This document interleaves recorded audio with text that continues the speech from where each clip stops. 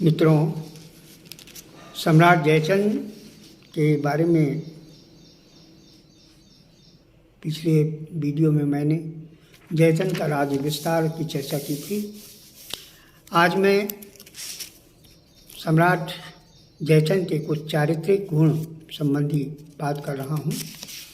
ये भी जानना बहुत हम सब के लिए ज़रूरी है कि हमारे सम्राट का चरित्र कैसा था। ये सारी बातें आनंद स्वरूप मिश्र जी के द्वारा लिखी गई हैं। मैं उन्हीं को आधार मानकर आपसे सम्राट जयचंद के संबंध में की बात कर रहा हूँ। जैसा उन्होंने लिखा उसका हूबहू मैं दे रहा हूँ। महाराजा जयचंद के कतिपय ताम्रपत्रों से प्रमाणित होता है कि बड़े क्रियावान, ब्रह्मभक्त और दानी थे। उन्हें तीर्थों से विशेष श्रद्धा थी। प्रयाग, वाराणसी, काशी जिसे कहा गया आदि स्थानों में जा जाकर दान दिया करते थे। भगवती भागीरथी की इन्हें बड़ी भक्ति थी। संस्कारों में भूमिदान देना गढ़वाल वंश की परंपरा थी। महाराज ने इसे कायम ही नहीं रखा, अपितु इसे बढ़ाया भी। युवराज पद पर अभिषिक्त होने पर इन्हें वैष्णव धर्म की दीक्षा दी गई और उसी अवसर पर महापुरोहित प्रहराज शर्मा को हरिपुरग्राम दिया गया। इसी प्रकार राज तिलक के अवसर पर महापुरोहित प्रहलाद को ओसिया ग्राम दिया गया। राजपुत्र हरिश्चंद्र के जात कर्म संस्कार पर भी उन्हीं प्रहलाद शर्मा को बटेश्वर गांव दिया गया। तदंतर उसके नामकरण संस्कार में महापंडित ऋषिकेश शर्मा को भी गांव दान दिए गए। भूमि के अतिरिक्त इन पुरोहितों को प्रचलित द्रव्य, वस्त्र, पशु तथा खाद्य सामग्री भी दी गई। इसी प्रकार अन्य पंडितों आदि को भी दान दिए गए। महाराज की इमारतें बनवाने का बहुत शौक था। सम्राट जयचंद को विश्वास था कि अगर हमारे देश में इमारतें होंगी तो उसमें अच्छे लोग और ज़रूरतमंद लोग निवास करेंगे। इन्होंने कई स्थानों पर दृढ़ दुर्ग बनवाए। कन्नौज, इटावा, असद जिला इटावा और कुरका तथा असनी जिला फतेहपुर में इनके किले थे। अपने सामंतों को भी महाराज भवन आज बनवाने के लिए प्रोत्साहित करते थे। कन्नौज में आज भी आलाउदल द्वारा बनाई हुई कचहरी के चिन्ह अवशेष हैं। वह आलाउदल की कचहरी के नाम से जानी जाती है। ये सामंत योद्धा उसी में अपना दरबार करते थे। इन दोनों रणशूरों ने अन्य सुदूर स्थानों में भी अपने स्मारक छोड़े हैं। नथ बन आदि स्थानों में विजय प्राप्त करने के उपरांत ये दोनों भाई लखनऊ के मार्ग में मोहनलालगंज कस्बे होते हुए कन्नौज लौटे थे।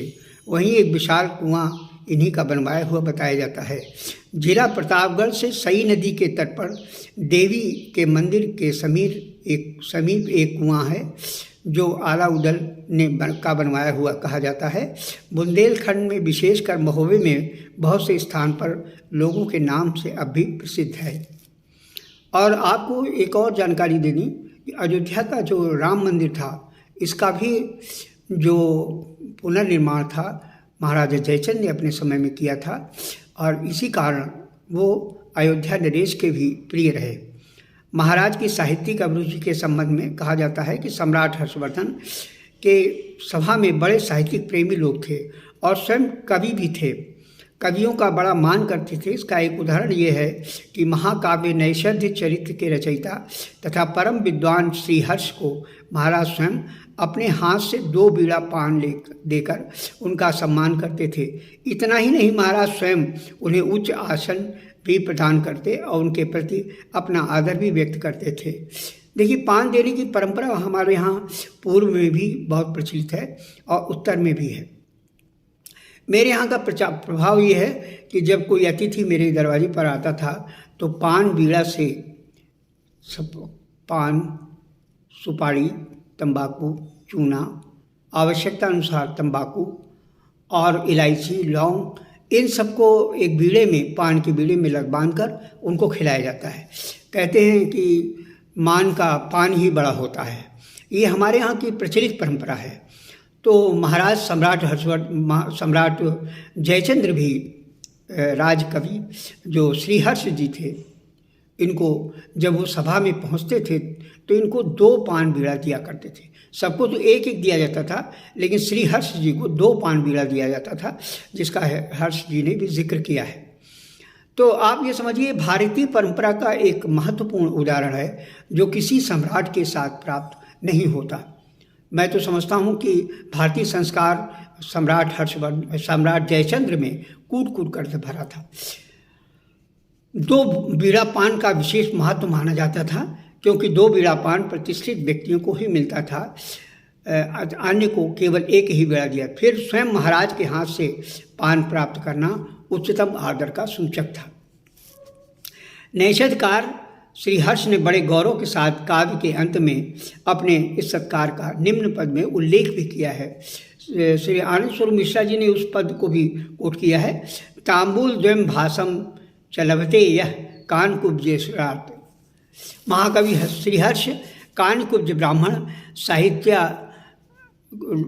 साहित्य गोत्री मिश्र थे। इस समय नगर कंपिल में रहते हैं। इनके वंशज सराय मीरा कन्नौज के समीप और शाहाबाद जिला हरदोई में रहते थे। अब तितर बितर होकर शहरों में आबाद हो गए हैं। श्रीहर्ष की जो पारिवारिक परंपरा थी आज भी इस उत्तरी भारत में विद्यमान है, खासकर कन्नौज में। महाराज का